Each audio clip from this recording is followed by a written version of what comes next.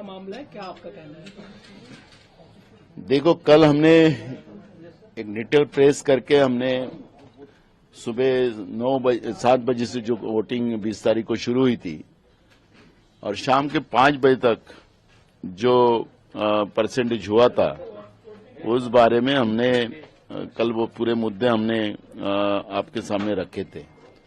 आपने देखा होगा कि चुनाव आयोग ने 5 बजे जब उनके परसेंटेज दिखाया था तो उसमें 58 पॉइंट कुछ समथिंग वोटिंग दिखाया था। रात को 12 बजे उनने 11:59 में जो परसेंटेज दिखाया था वो था 65.2% था। तो सवाल ये खड़ा होता है कि एक तो लंबी कतार लगी होंगी 2-2, 3-3 किलोमीटर की, वोटिंग पूरा होने को रहा होगा। तो ऐसे कहाँ कौन से जगह में इतनी लंबी कतार लगी थी, उसके वीडियोस चुनाव के पास होंगे, वो हमने मांगे हैं।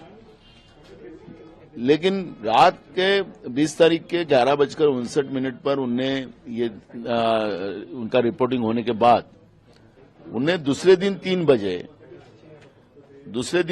बजे और एक ट्वीट किया और उसमें उन्होंने कहा कि 66.5% वोटिंग हुआ है, यानी 1.3% और वोट दूसरे दिन और बढ़ाया है।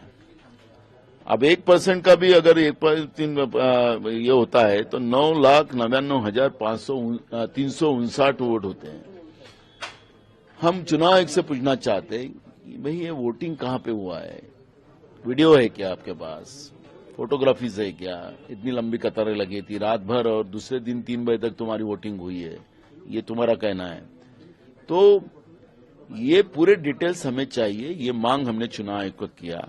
आनंद फनन में कल चुनाव आयोग ने कहा कि हमने वोटिंग परसेंट बढ़ाने के लिए बहुत मेहनत की और ये हुआ है।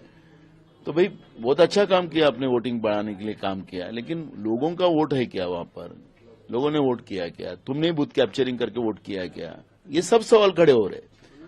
चुनाव आयोग ने आनंद फानन में कहा कि वो जिस तरह से मैंने बताया कि हमने वोटिंग बढ़ाने के लिए किया, तो हमने पूछा कि दोपहर में 3 बजे आपने 21 तारीख को जो आंकड़ा दिया था 1.3% का, जिसमें 9,99,359 वोट बढ़े हैं, तो ये आंकड़ा कहां से लाया आपने?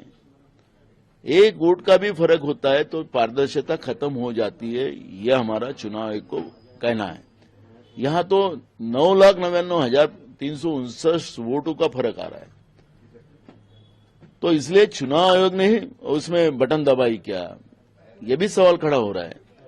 और इसलिए ये सवाल आज खड़े हुए, हम आरोप नहीं लगा रहे।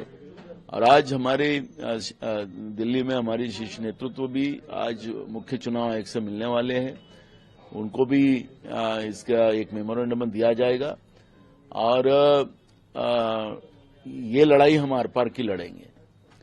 हम माननीय सुप्रीम कोर्ट जी को भी हम चाहते हैं कि ये मुद्दा सुमोटो अपने ये ले, क्योंकि यह लोकतंत्र खतरे में आ चुका है।